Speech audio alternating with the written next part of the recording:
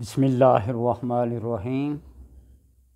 अस्सलातु वस्सलामु अलैका या रसूल अल्लाह व अला आलिका व सहाबिका या हबीबल्लाह। अल्लाहुम्मा सल्लि अला मुहम्मदिन व आले मुहम्मद।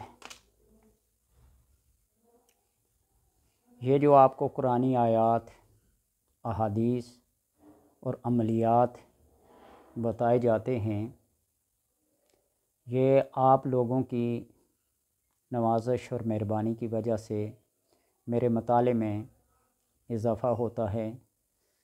मुख्तलिफ़ अहादीस और कुरानी आयात को पढ़ने का मौका मिलता है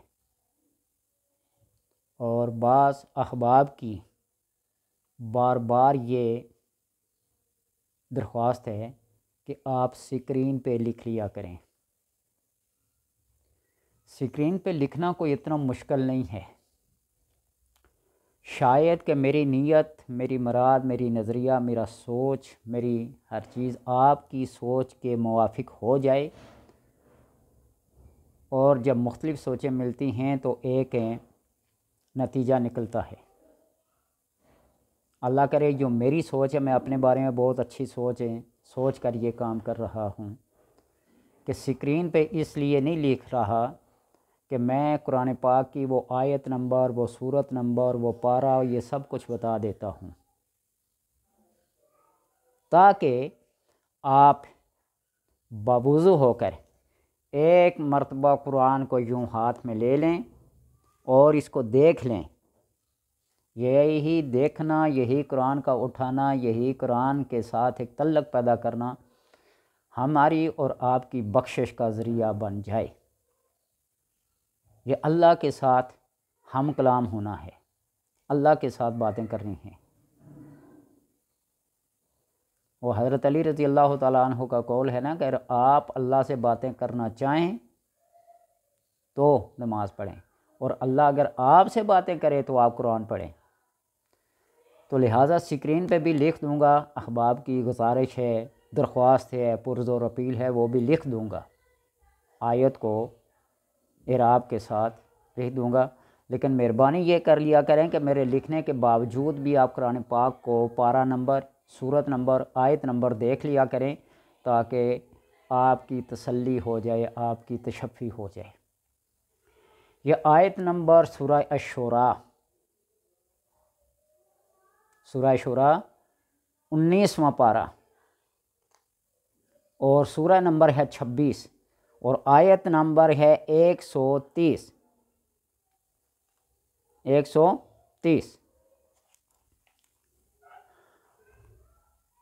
व इज़ा बतश्तुम जब्बारीन मशहूर आयत है।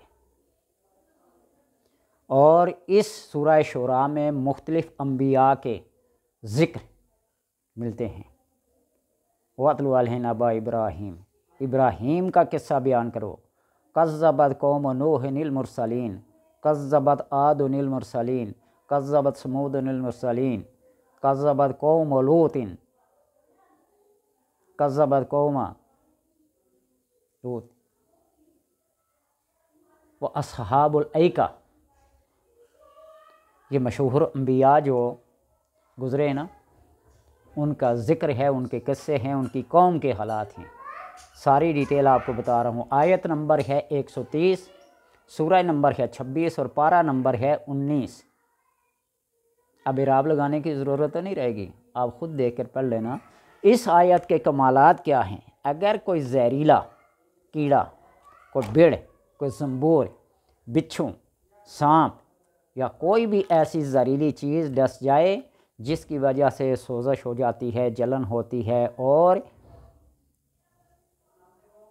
तकलीफ़ होती है, उसके ज़हर को उतारने के लिए, उसके विष को उतारने के लिए आप इस आयत को किसी छुरी वगैरह ले लें या कोई भी लोहे की चीज़ ले लें, दम करके ऊपर फेरते जाएं और यूँ झाड़ते जाएं, तो अल्लाह तबारक व तआला के करम से वो ज़हर का असर ख़त्म हो जाता है।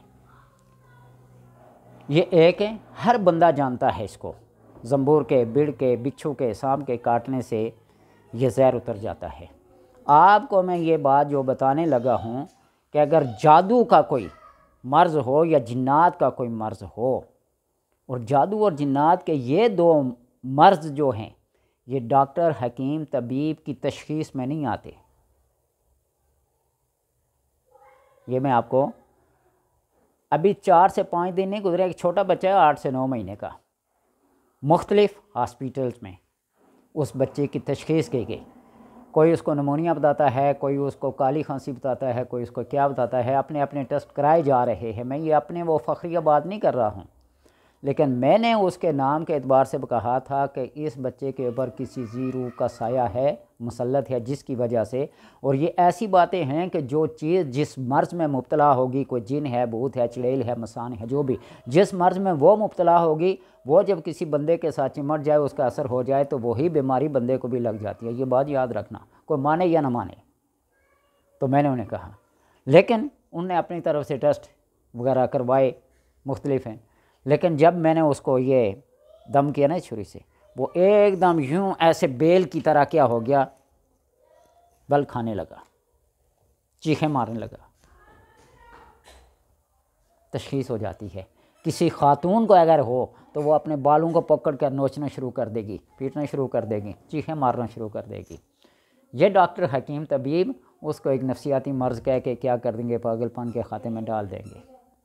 لیکن اگر اس مرض کا کوئی مریض ہو جس کے اوپر کوئی ذی روح مسلط ہو، تو آپ ایسا کریں کہ اگربتی جو خوشبو کے لیے جلائی جاتی ہیں دھونے کے لیے، اگربتی وہ لے لیں، 41 عدد 41 پیس لے لیں اگربتی کے، اور ہر ایک اگربتی پہ اس آیت کو وَإِذَا بَطَشْتُمْ بَطَشْتُمْ جَبَّارِينَ 11 بار پڑھیں.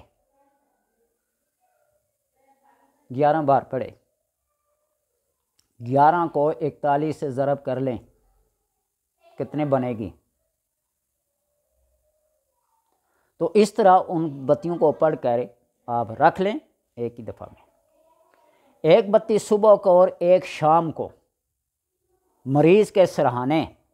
اگر وہ مرض اتنا بڑھ گیا کہ مریض اٹھ کر چل پھر نہیں سکتا تو اس کے سرانے جلائیں. لیکن اگر چل پھر سکتا بھی ہو تو صبح اور شام کو اس کے سرانے جلائیں، اور نیچے کوئی برتن رکھ دیں، کوئی چیز رکھ دیں، کوئی کاغذ، کوئی بھی ایسا ٹکڑا رکھ لیں کسی چیز کا، کہ وہ راکھ جو اگر بتی کی ہوگی وہ اس کے اوپر کیا ہوتی رہے، جمع ہوتی رہے. اور جب یہ راکھ جمع ہو جائے تو اس کا طریقہ بتاتا ہوں کیا کرنا ہے. کہ جب وہ اگربتیاں ختم ہوگیں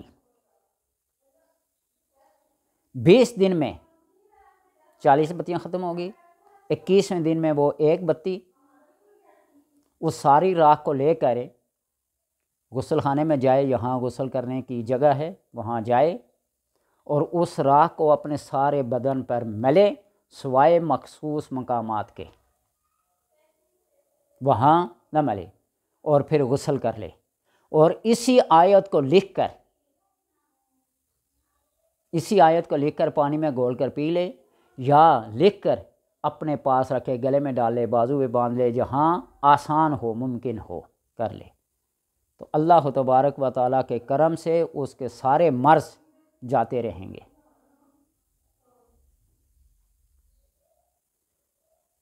اور اللہ کے کرم سے پھر زندگی بھر اس کو جادو کا یا جنات کا مسئلہ پیش نہیں آئے گا. اب آسان الفاظ میں یہ بتاتا ہوں کہ اگربتی لے لینا ہے 41 سٹک، ہر ایک کے اوپر یہ آیت وَإِذَا بَطَشْتُمْ بَطَشْتُمْ جَبَّارِينَ 11 بار پڑھنی ہے. پڑھ کے دم کر کے رکھ لیں. ایک بتی صبح اور ایک بتی شام کو مریض کے سرانے جلائیں، اور نیچے کوئی چیز رکھ لیں تاکہ وہ بتی کی جو راکھ ہوگی وہ اس کے اندر جمع ہوتی رہے. پورے 41 بتیوں کی وہ راکھ ہیں. 21 دن لگیں گے. 2 بتیاں ایک دن میں جلائیں گے 20 دن، اور ایک آخری بتی جو بچ جائے گی وہ 21ویں دن. اور جو ہی وہ 21ویں بتی آپ جلا لیں فجر کو، صبح کو، تو اس کے بعد وہ راکھ لے کر غسل خانے میں جائے، اپنے سارے بدن پہ ملے اور غسل کر لے. غسل کرنے کے بعد اسی آیت کو لکھ کر گھول کر پانی میں پی لے، اور لکھ کر اپنے پاس رکھ لے، گلے میں ڈالے، بازو میں باندھے، جہاں ممکن ہو اسے رکھ لے۔ اللہ تبارک و تعالیٰ کے کرم سے اس کو جادو اور جنات کا مرض لاحق نہیں ہوگا۔ آیت کے معنی کو اور اس کے مفہوم کو دیکھ لیں، وَإِذَا بَطَشْتُمْ بَطَشْتُمْ جَبَّارِينَ، اس کی پکڑ جو ہے نا بہت سخت ہے۔ تو اللہ تبارک و تعالیٰ نے جنات کو، انسان کو، تمام 18,000 مخلوقات کو پیدا کیا ہے۔ ان کے ذمہ کچھ کام ہیں، کچھ اچھے ہیں، کچھ برے ہیں۔ سورہ جن کو پڑھ کے دیکھ لینا، یعوذون برجال من الجن، مردوں کے، انسانوں کے مرد جنوں کے مرد سے پناہ مانگتے ہیں، اور ان کے مرد جنوں کے انسانوں سے پناہ مانگتے ہیں۔ پوری تفصیل لکھی گئی ہے۔ کچھ لوگ اس کے جنات کے وجود کے قائل ہی نہیں ہیں، کوئی جادو کے قائل نہیں ہیں، لیکن جب مرض لاحق ہوتے ہیں تو پھر پتہ چلتا ہے۔ اس لیے میں بتا دوں کہ ہماری بات کو، ہم جیسے لوگوں کی بات کو پس پوچھ ڈال دیں، بے شک ڈال دیں، ہمیں کوئی اتنا نہیں۔ ہم جو جانتے ہیں وہ آپ کی امانت ہے، آپ تک پہنچاتے ہیں۔ آپ اگر اس کو عمل میں لائیں گے تو آپ کا اپنا فائدہ ہوگا، ہمارا نقصان نہیں ہوگا، ہمارا فائدہ نہیں ہوگا۔ ہمارا فائدہ یہ ہوگا صرف اگر کسی کو اس سے بھلائی ملے، اچھائی ملے، صحتیابی ملے، خوشی ہوگی کہ ایک ہمارا مسلمان بھائی اور مسلمانی کے دائرے سے نکل کر انسانیت کے ناطے کسی انسان کو فائدہ ملا ہے۔ وہ ڈاکٹر کی دوائی سے ملے، وہ حکیم کی پڑیا سے ملے، وہ کسی عمل کامل کے ٹوٹکے سے ملے، یا جس سے بھی، یا قرآن سے ملے۔ اور قرآن کے بارے میں کنفرم یہ اعلان ہے اللہ تبارک و تعالیٰ فیہ شفاء للناس، اس کے اندر میں نے انسانوں کے لیے شفا رکھی ہے۔ ناروے کا ایک ڈاکٹر ہے جو لفظ اسم اللہ سے علاج کرتا ہے، اسم اللہ سے علاج کرتا ہے ہر قسم کا۔ یہ میں نہیں کہتا، سرچ کر کے دیکھ لیں۔ میرے پاس ایک کینسر کی مریض آئی، اس کے منہ میں، تو میں نے اسے یہ کہا تھا کہ اپنی زبان کو تالو کے ساتھ لگا کر جتنا دل کے اندر یا اللہ یا اللہ یا اللہ پڑھ سکتی ہو پڑھو، اور تصور یہ کرو کہ یہ مرض اس میں ذات کی وجہ سے کیا ہو جائے، ختم ہو جائے۔ اللہ اللہ ہے نا، اس کا مقابل کوئی نہیں، اس کا ثانی کوئی نہیں۔ تو اس لیے اس آیت کو وَإِذَا بَطَشْتُمْ بَطَشْتُمْ جَبَّارِينَ فَاتَّقُوا اللَّهَ وَأَطِيعُونِ، پارہ نمبر بھی بتا دیا، پارہ نمبر ہے 19، آیت نمبر ہے 130، اور سورت نمبر ہے 26۔ مختلف انبیاء کے ذکر ہیں، اور یہاں قوم عاد کا ذکر ہے، کذبت عاد المرسلین، اس میں ذکر ہے اس رکوع میں۔ اس آیت کو دیکھیے گا، ہر زہریلے جانور سے، ہر جادو جنات سے اس کے اندر پروٹیکشن ہے، اللہ نے حفاظت رکھی ہے۔ آگے نظریہ اپنا اپنا، سوچ اپنی اپنی، عقیدہ اپنا اپنا۔ اپنے عقائد کو مضبوط رکھو، علیکم العجوزہ، جس طرح رسول اللہ نے فرمایا کہ عقیدوں کو اس طرح مضبوط رکھو جس طرح ایک بڑھیا اپنے عقیدے پر، اپنے اصولوں پر قائم ہوتی ہے۔ بچپن سے جوانی سے بڑھاپے تک وہ کبڑی ہو جاتی ہے، لیکن اس اپنے عقیدے کو، اس اپنے اصول کو نہیں چھوڑتی۔ اس طرح اپنے عقائد پر مضبوط رہو۔ اللہ تبارک و تعالیٰ اس قرآن سے سب کو ہدایت اور شفا عطا فرمائے۔